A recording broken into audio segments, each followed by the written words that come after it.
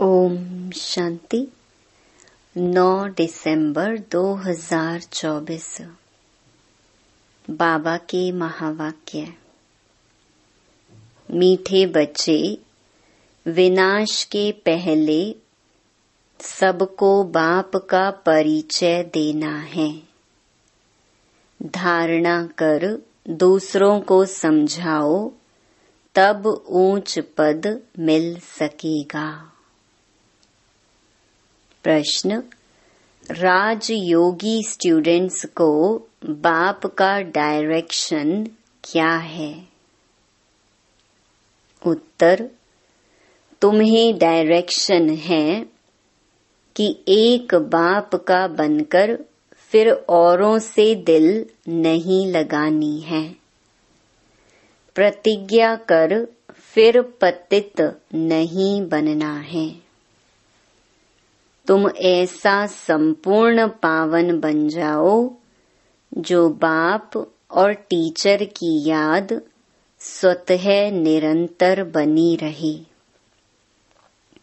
एक बाप से ही प्यार करो, उसे ही याद करो तो तुम्हें बहुत ताकत मिलती रहेगी। ओम शांति। रूहानी बाप बैठ समझाते हैं।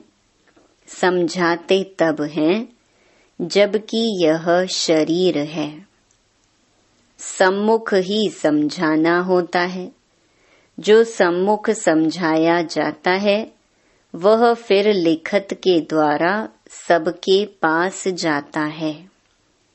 तुम यहाँ आते हो सम्मुख सुनने के लिए।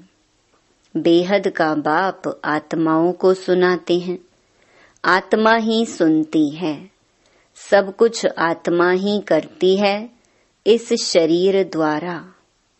इसलिए पहले पहले अपने को आत्मा जरूर समझना है।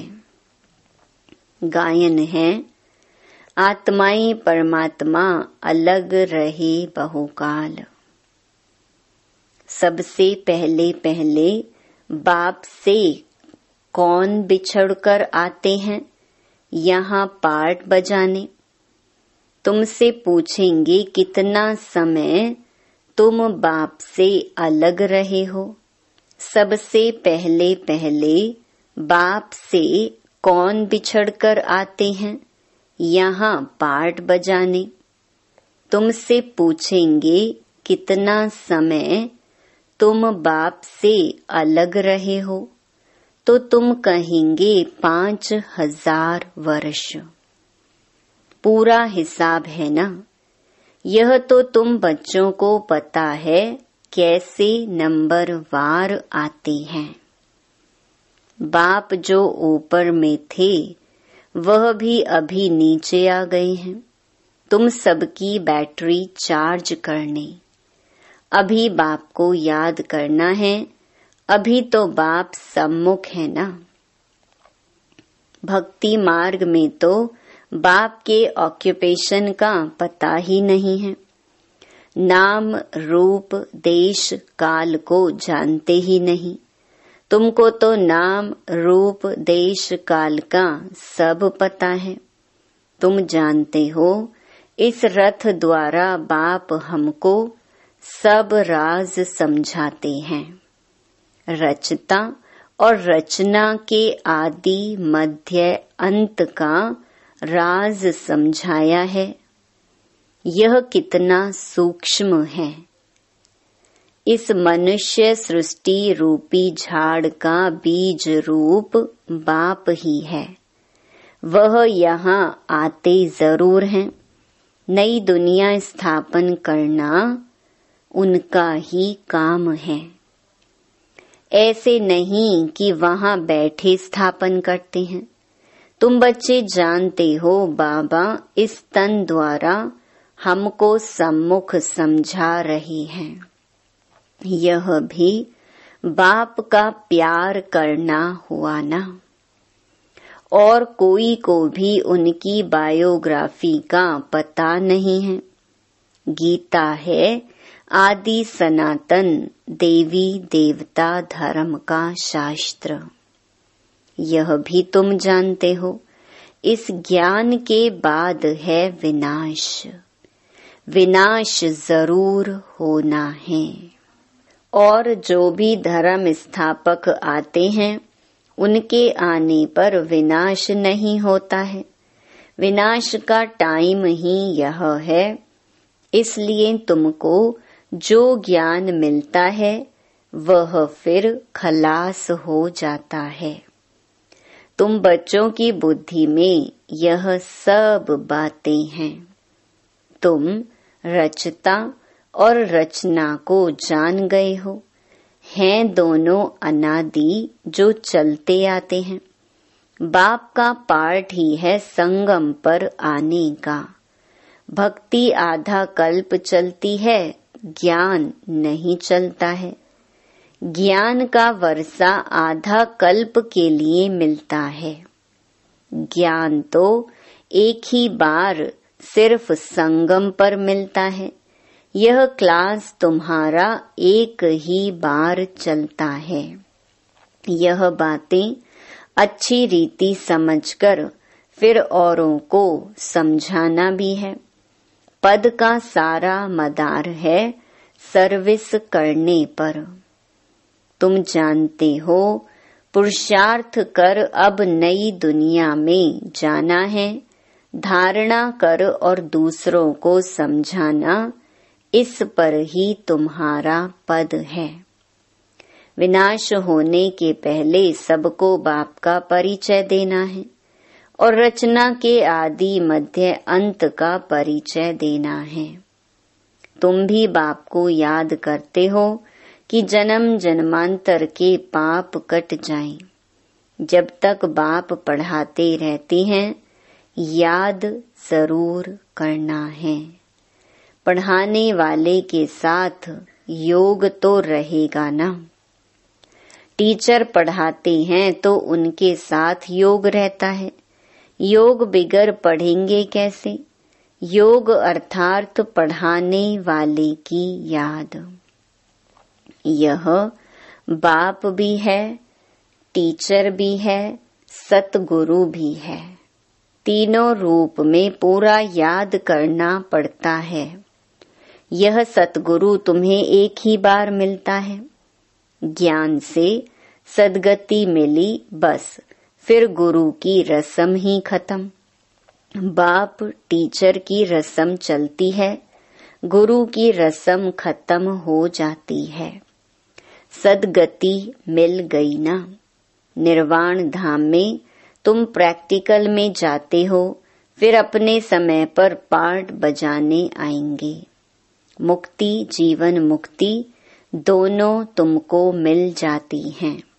मुक्ति भी जरूर मिलती है। थोड़े समय के लिए घर जाकर रहेंगे, यहाँ तो शरीर से पार्ट बजाना पड़ता है। पिछाड़ी में सब पार्टधारी आ जाएंगे। नाटक जब पूरा होता है तो सब एक्टर्स स्टेज पर आ जाते हैं। अभी भी सब एक्टर्स स्टेज पर आकर इकट्ठे हुए हैं। कितना घोर घमसान है। सतयुग आदि में इतना घोर घमसान नहीं था। अभी तो कितनी अशांति है। तो अब जैसे बाप को सृष्टि चक्र की नॉलेज है, तो बच्चों को भी नॉलेज है। बीज को नॉलेज है ना, हमारा झाड़ कैसे वृद्धि को पाकर फिर खत्म होता है। अभी तुम बैठे हो नई दुनिया की सैपलिंग लगाने अथवा आदि सनातन देवी देवता धर्म का सैपलिंग लगाने। तुमको पता है इन लक्ष्मी नारायण ने राज्य कैसे पाया। तुम जानते हो हम अभी नई दुनिया का प्रिंस बनेंगे। उस दुनिया में रहने वाले अब अपने को मालिक ही कहेंगे ना। जैसे अभी भी सब कहते हैं भारत हमारा देश है। तुम समझते हो अभी हम संगम पर खड़े हैं, शिवालय में जाने वाले हैं, बस अभी गए कि गए। हम जाकर शिवालय के मालिक बनेंगे। तुम्हारी एम ऑब्जेक्ट ही यह है। यथा राजा रानी तथा प्रजा सब शिवालय के मालिक बन जाते हैं। बाकी राजधानी में भिन्न भिन्न स्टेटस तो होते ही हैं। वहाँ वजीर तो कोई होता ही नहीं। वजीर तब होते हैं जब पतित बनते हैं। लक्ष्मी नारायण व राम सीता का वजीर नहीं सुना होगा, क्योंकि वह खुद सतो प्रधान पावन बुद्धि वाले हैं। फिर जब पतित बनते हैं तब राजा रानी एक वजीर रखते हैं राय लेने के लिए। अभी तो देखो अनेकानेक वजीर हैं। तुम बच्चे जानते हो यह बहुत मजे का खेल है। खेल हमेशा मजे का ही होता है। सुख भी होता है, दुख भी होता है। इस बेहद के खेल को तुम बच्चे ही जानते हो। इसमें रोने पीटने आदि की बात ही नहीं। गाते भी हैं बीती सो बीती देखो, बनी बनाई बन रही। यह नाटक तुम्हारी बुद्धि में है। हम इनके एक्टर्स हैं। हमारे 84 जन्मों का पार्ट एक्यूरेट अविनाशी है। जो जिस जन्म में जो एक्ट करते आए हैं वही करते रहेंगे। आज से 5000 वर्ष पहले भी तुमको यही कहा था कि अपने को आत्मा समझो। गीता में भी अक्षर हैं। तुम जानते हो बरोबर आदि सनातन देवी देवता धर्म जब स्थापन हुआ था तो बाप ने कहा था, देह के सब धर्म छोड़ अपने को आत्मा समझो और बाप को याद करो। मन मनाभव का अर्थ तो बाप ने अच्छी रीति समझाया है। भाषा भी यही है। यहाँ देखो कितनी ढेर भाषाएं हैं। भाषाओं पर भी कितना हंगामा है। भाषा बिगर तो काम चल ना सके। ऐसी ऐसी भाषाएं सीख कर आते हैं जो मदर लैंग्वेज खलास हो जाती है। जो जास्ती भाषाएं सीखते हैं उनको इनाम मिलता है। जितने धर्म उतनी भाषाएं होंगी। वहां तो तुम जानते हो अपनी ही राजाई होगी। भाषा भी एक होगी। यहाँ तो 100 माइल पर एक भाषा है। वहां तो एक ही भाषा होती है। यह सब बातें बाप बैठ समझाते हैं तो उस बाप को ही याद करते रहो। शिव बाबा समझाते हैं ब्रह्मा द्वारा। रथ तो जरूर चाहिए ना। शिव बाबा हमारा बाप है। बाबा कहते हैं मेरे तो बेहद के बच्चे हैं। बाबा इन द्वारा पढ़ाते हैं ना। टीचर को कभी गले से थोड़ी लगाते हैं। बाप तो तुमको पढ़ाने आए हैं। राजयोग सिखलाते हैं तो टीचर ठहराना। तुम स्टूडेंट हो। स्टूडेंट कभी टीचर को भाकी पहनते हैं क्या? एक बाप का बनकर फिर औरों से दिल नहीं लगानी है। बाप कहते हैं मैं तुमको राजयोग सिखलाने आया हूँ। तुम शरीरधारी हम अशरीरी ऊपर में रहने वाले। कहते हो बाबा पावन बनाने आओ, तो गोया तुम पतित हो ना। फिर मेरे को भाकी कैसे पहन सकते? प्रतिज्ञा कर फिर पतित बन जाते हैं।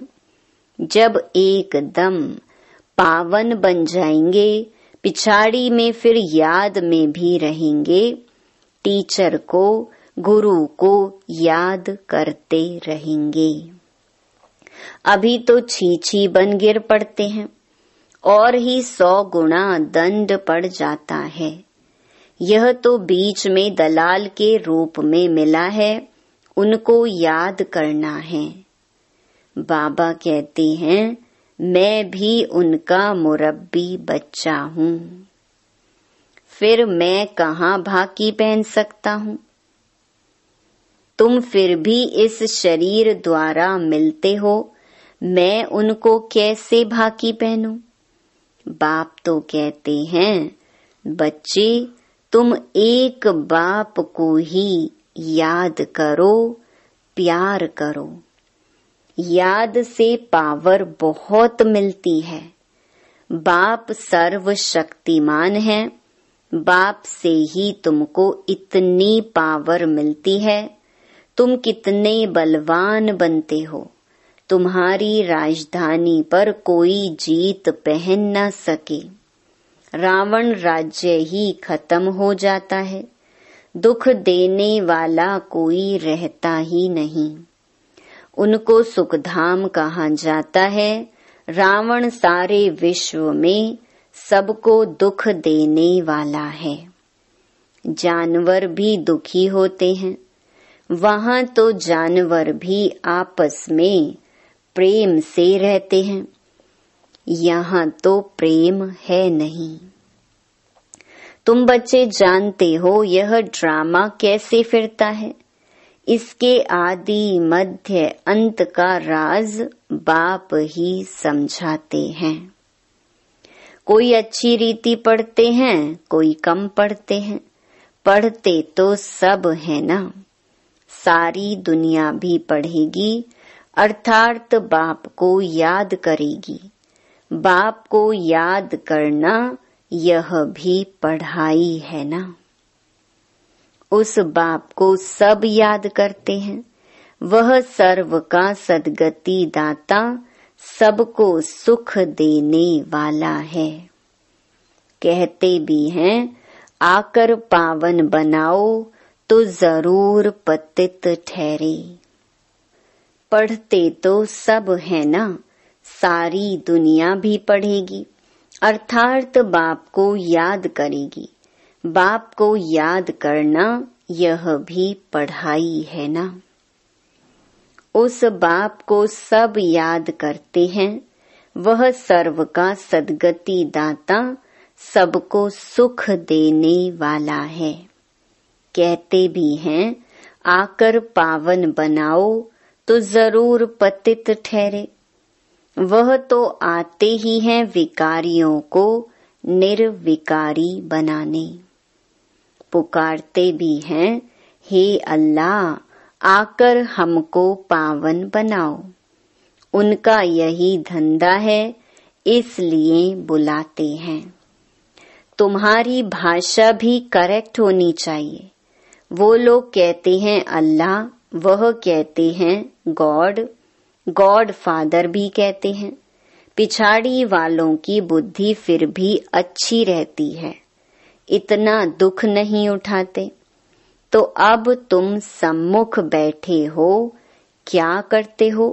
बाबा को इस भ्रकुटी में देखते हो। बाबा फिर तुम्हारी भ्रकुटी में देखते हैं। जिसमें मैं प्रवेश करता हूँ, उनको देख सकता हूँ। वह तो बाजू में बैठा है। यह बड़ी समझने की बात है। मैं इनके बाजू में बैठा हुआ हूँ, यह भी समझता है। हमारे बाजू में बैठा है। तुम कहेंगे हम सामने दो को देखते हैं, बाप और दादा। दोनों आत्मा को देखते हो। तुम्हारे में ज्ञान है, बाप दादा किसको कहते हैं। आत्मा सामने बैठी है। भक्ति मार्ग में तो आंखें बंद कर बैठ सुनते हैं। पढ़ाई कोई ऐसे थोड़ी ही होती है, टीचर को तो देखना पड़े ना। यह तो बाप भी है, टीचर भी है, तो सामने देखना होता है। सामने बैठे और आंखें बंद हो, झुटका खाते रहें, ऐसी पढ़ाई तो होती नहीं। स्टूडेंट टीचर को जरूर देखता रहेगा, नहीं तो टीचर कहेंगे यह तो झुटका खाते रहते हैं, यह कोई भांग पीकर आए हैं। तुम्हारी बुद्धि में है, बाबा इस तन में है। मैं बाबा को देखता हूँ, बाप समझाते हैं यह क्लास कॉमन नहीं है जो कोई आंखें बंद कर बैठे। स्कूल में कभी कोई आंखें बंद करके बैठते हैं क्या? बाप समझाते हैं और सत्संगों को स्कूल नहीं कहा जाता है। भल गीता बैठ सुनाते हैं, परंतु उसको स्कूल नहीं कहा जाता। वह कोई बाप थोड़ी है जिसको देखें। कोई शिव के भक्त होते हैं तो शिव को ही याद करते हैं, कान से कथा सुनते रहते। शिव की भक्ति करने वालों को शिव को ही याद करना पड़े। कोई भी सत्संग में प्रश्न उत्तर आदि नहीं होता है। यहाँ होता है। यहाँ तुम्हारी आमदनी बहुत है। आमदनी में कभी उबासी नहीं आ सकती। धन मिलता है ना तो खुशी होती है, उबासी गम की निशानी है। बीमार होगा व देवाला निकला होगा तो उबासी आती रहेगी। पैसा मिलता रहेगा तो कभी उबासी नहीं आएगी। बाबा व्यापारी भी है। रात को स्टीमर आते थे तो रात को जागना पड़ता था। कोई बेगम रात को आती हैं तो सिर्फ फीमेल के लिए ही खुला रहता है। बाबा भी कहते हैं प्रदर्शनी आदि में फीमेल्स के लिए खास दिन रखो तो बहुत आएंगी। पर्दे नशीन भी आएंगी। बहुएं पर्दे नशीन रहती हैं। मोटर में भी पर्दा रहता है। यहाँ तो आत्मा की बात है। ज्ञान मिल गया तो पर्दा भी खुल जाएगा। सतयुग में पर्दा आदि होता नहीं। यह तो प्रवृत्ति मार्ग का ज्ञान है ना। अच्छा, मीठे मीठे सिकिलधे बच्चों प्रति माता पिता बाप दादा का याद प्यार और गुड मॉर्निंग। रूहानी बाप की रूहानी बच्चों को नमस्ते। धारणा के लिए मुख्य सार। पहला, यह खेल बड़ा मजे का बना हुआ है। इसमें सुख और दुख का पार्ट नूंधा हुआ है, इसलिए रोने पीटने की बात नहीं। बुद्धि में रहे बनी बनाई बन रही बीती का चिंतन नहीं करना है। दूसरा, यह कॉमन क्लास नहीं है। इसमें आंखें बंद करके नहीं बैठना है। टीचर को सामने देखना है। उबासी आदि नहीं लेनी है। उबासी गम दुख की निशानी है। वरदान, संतुष्टता के 3 सर्टिफिकेट ले अपने योगी जीवन का प्रभाव डालने वाले। सहज योगी भव। संतुष्टता योगी जीवन का विशेष लक्ष्य है। जो सदा संतुष्ट रहते और सर्व को संतुष्ट करते हैं, उनके योगी जीवन का प्रभाव दूसरों पर स्वतः पड़ता है। जैसे साइंस के साधनों का वायुमंडल पर प्रभाव पड़ता है, ऐसे सहज योगी जीवन का भी प्रभाव होता है।